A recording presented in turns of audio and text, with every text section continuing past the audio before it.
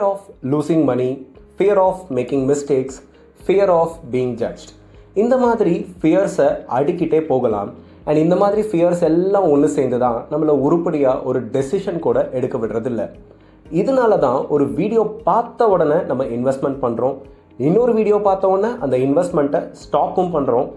And loss ஆனதுக்கப்புறம் market ரிலேட்டடாக investments பண்ணாலே மொத்தமாக வலிச்சுட்டு போயிடும்னு மற்றவங்களுக்கு தப்பாக அட்வைஸும் பண்ணுறோம். இங்கே கொஞ்சம் யோசிச்சு பார்த்தோன்னா தப்பு மார்க்கெட்ஸ் மேலே இல்லை, நம்மளோட புரிதல்லையும் நம்மளோட தாட் ப்ராசஸ்லையும் தான் இருக்குது.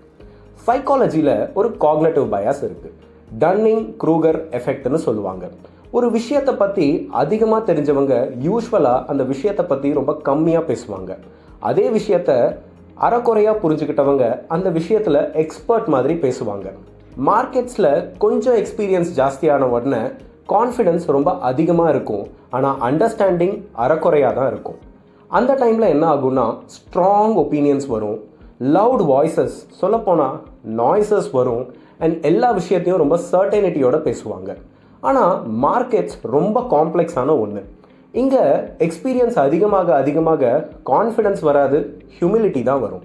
ஸோ நம்ம பதற்றத்துக்கு, பயத்துக்கு எல்லாத்துக்கும் காரணம் மார்க்கெட்ஸ் இல்லை, நம்மளோட இயர்ஸை இந்த மாதிரி அறக்குறை நாய்ஸஸ்க்கு கொடுக்குற பின்விளைவு தான் அது.